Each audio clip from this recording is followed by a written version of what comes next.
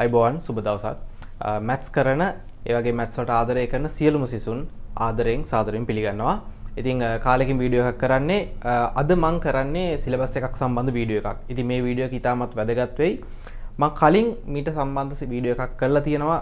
පුතාලා බලන්න video section එකේ ඇති පියෝ මැත්ස් සිලබස් එක මොන වගේද කියලා. ඉතින් ඒකෙදි සියලුම කොටස් පිළිබඳ ආවරණය කරමින් වීඩියෝ එකක් කරලා තියෙනවා. ඒකට ගොඩක් කට්ටිය කමෙන්ට් දාලා තිබුණා ඇප්ලයිඩ් සිලබස් එක ඉක්මනට ගේන කියලා. ඉතින් පොඩ්ඩක් වීඩියෝ එක ප්‍රමාද වුණා. නමුත් අද මම මේ ඔයගලන්ට ගේන්නේ ඇප්ලයිඩ් සිලබස් එක. ඉතින් අපේ සංයුක්ත ගණිතයේ දෙක වශයෙන් හඳුන්වන අපේ ව්‍යවහාරික ගණිතය එහෙම නැත්නම් ඇප්ලයිඩ් සිලබස් එක මොන වගේද කියලා ඒ වගේම වාරවලට නියමිත මොන පාඩම්ද කියන එක අද මේ වීඩියෝ එකෙන් සම්පූර්ණයෙන් සාකච්ඡා කරනවා.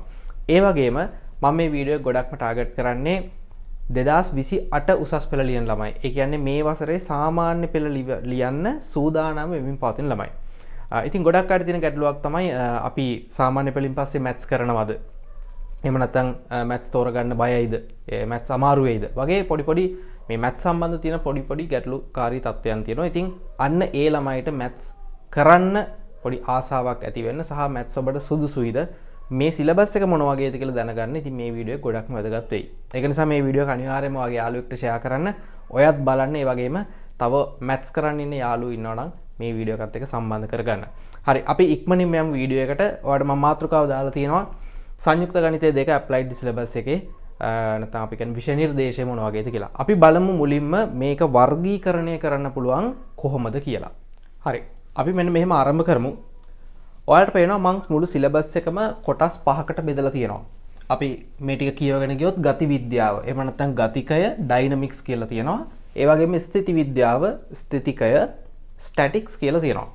ඊට පස්සේ ඔයාලට පේනවා තවත් කොටස් තුනක් තියෙනවා සිලබස් එකේ. දෛශික, වෙක්ටර්ස්, සම්භාවිතාවය.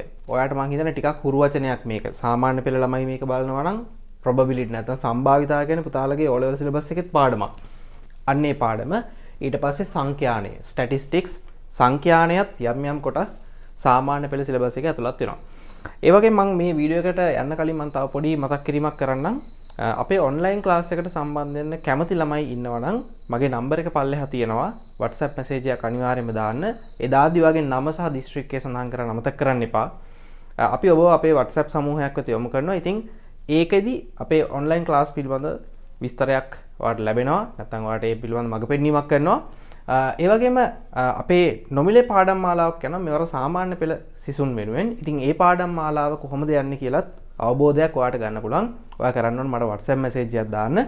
එතකොට ඔයාලට ඒ පිළිබඳ ඉදිරි විස්තර මම ලබා දෙනවා. දැනට මේ වීඩියෝ එකෙන් අපි ඕනම ළමයෙක්ට මේ වීඩියෝ එක බලන්නේ 2026 ළමයෙක් වෙන්න පුළුවන් උසස් පෙළ, 27 ළමයෙක් වෙන්න පුළුවන්. සමහරට මෙවර ලියන ළමයි නම් තව බොහෝ නොබෝ දිනකින්ම විභාග ලියන. ඉතින් ඔවුන් සිලබස් එක පිළිබඳව හොඳටම දන්නවා. සහ අනාගතයේ කියන්නේ තාම සාමාන්‍ය පෙළ ලියලා නැති ළමයි පවා මේ වීඩියෝ එක බලන්න පුළුවන්. ඉතින් එයාලටත් හොඳ අවබෝධයක් ගන්න පුළුවන්. හරි. ඔයාලට පේනවා ප්‍රධාන වශයෙන් අපේ මේ විෂය නිර්දේශය ප්‍රධාන කොටස් නැත්නම් අපි කියන්නේ උප කොටස් 5කට බෙදෙනවා. ඒ පහ තමයි ඔයාලට මේ බෝඩ් එක බලා ගන්න පුළුවන් වෙන්නේ. හැබැයි මම මෙන්න මෙහෙම දෙයක් ඔයාලට කියන්න ඕන. මේ උප කොටස් 5කට බෙදුවට මේ එක කොටසක් තුල පාඩම් ගණනාවක් අන්තර්ගත වෙනවා. උදාහරණයක් වශයෙන් අපි ගත්තොත් ස්ථිති විද්‍යාවේ පාඩම් මේක ගණනාවක් වෙනවා. ඉතින් මේවා තමයි එක් වාරවලට ඔයාලට බෙදලා දෙන්නේ. ඉතින් මේ පාඩම් මාලා 12 වෙනි පාඩම් තියෙනවා, 13 වෙනි පාඩම් තියෙනවා. ඉතින් ඒවා පිළිබඳ ඉස්සරහට මේ වීඩියෝ එකේදී සාකච්ඡා කරනවා. වීඩියෝ එක දිගටම බලන්න. අපි දැනට සිලබස් එකේ ප්‍රධාන කොටස් 5 නැත්නම් උප කොටස් 5 මෙන්න මේ විදිහට අඳුර ගන්න පුළුවන්. අපි මුලින්ම බලමු ගති විද්‍යාවේ කොටස් ටික. ගති විද්‍යාව පිළිබඳව මම පොඩි විස්තරයක් කරොත් මෙන්න මේ වගේ. දැන් අපාවට තියෙනවා මේ ගමන් කරන වස්තුන්, එහෙම නැත්නම් අපි කියන්නේ චලනයේ යෙදෙන වස්තුන් සහ එකතැන තියෙන වස්තුන් ආකාරයට. දැන් උදාහරණයක් වශයෙන් ගත්තොත් මේ වයිට් බෝඩ් එකේ එකතැන තියෙන වස්තුවක්. නමුත් අපි ගත්තොත් මාර්ගයේ ගමන් කරන වාහනයක්, ඒක නිරන්තර චලනයේ යෙදෙන වස්තුවක්.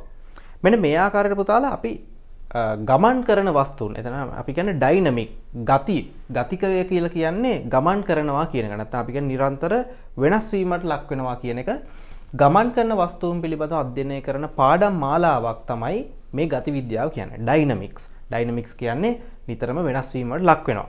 ඉතින් ඔයාලට මේ වචන බැලුවත් තේරෙනවා හැම එකකම වාගේ චලිතය කියන වචනේ තියෙනවා. ගොඩක් ඒවා චලිතය කියන වචනේ තියෙනවා. උදාහරණයක් වශයෙන් සරල රේඛී චලිතය. ඉතින් අපි මේ පාඩම් ඒකකවලදී ළමයිට උගන්වනකොට මේ හොඳට පැහැදිලි කරනවා. නමුත් මෙතෙන්දි මම සාමාන්‍ය වශයෙන් නම විතරක් කියන්නම්.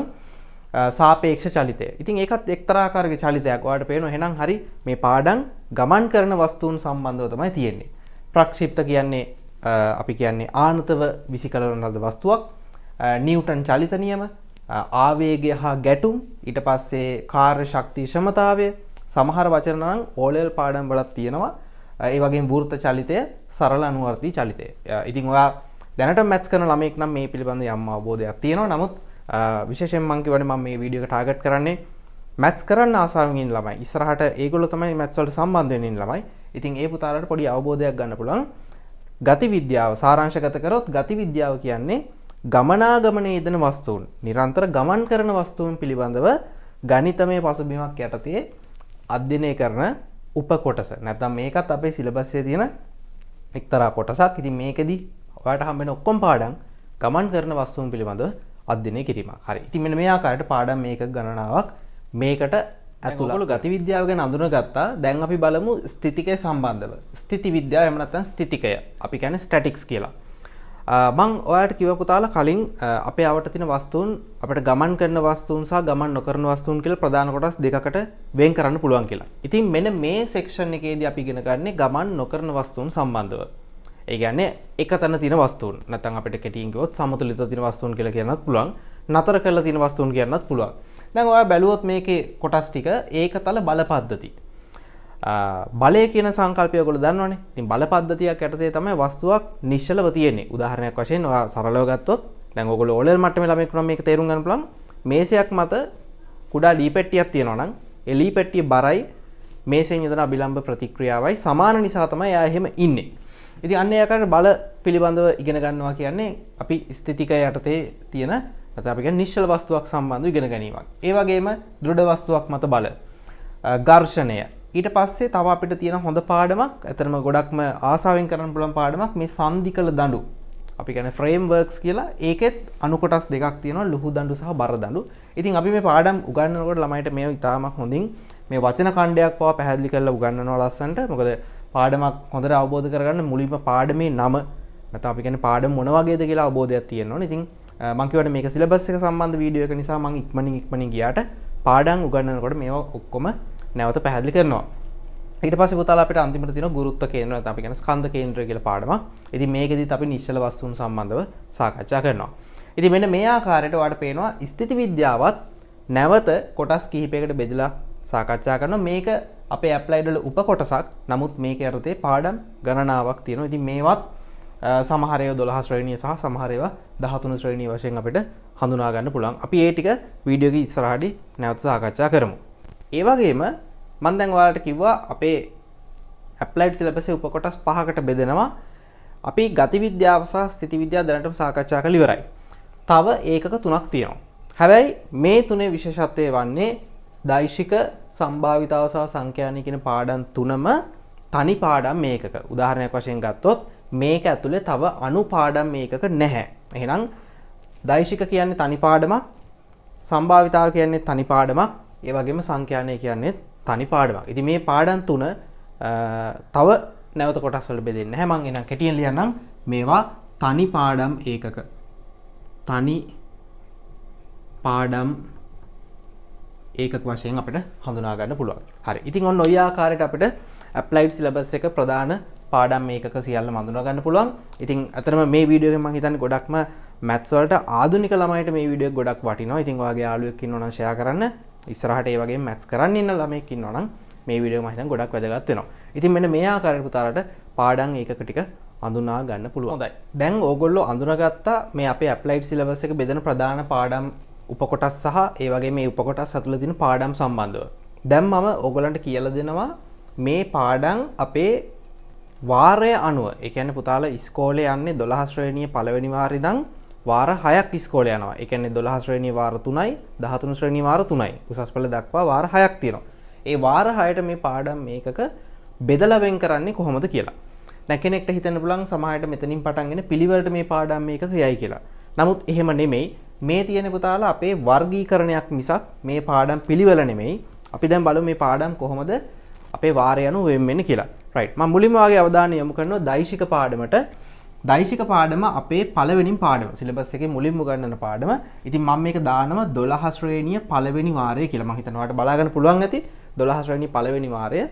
මේ පාඩම සමග අපිට මෙන්න මේ ඒකතල බල පද්ධති කියන පාඩම ඇතුළත් වෙනවා. ඉතින් මෙන්න මේ ආකාරයට අපිට 12 පළවෙනි වාරය නැත්නම් අපිට මැත්ස් කරන්න එන ළමයෙක් මුලින්ම දෛශික සහ ඒකතල බල පද්ධති සම්බන්ධව අධ්‍යයනය කරනවා. ඒක තමයි ඔයාලට පළවෙනි වාරේ හම්බෙන පාඩම් මේකක දෙක. හරි. ඊට පස්සේ අපි බලමු 12 ශ්‍රේණිය දෙවනි වාරයට හිමි පාඩම් මොනවද කියලා.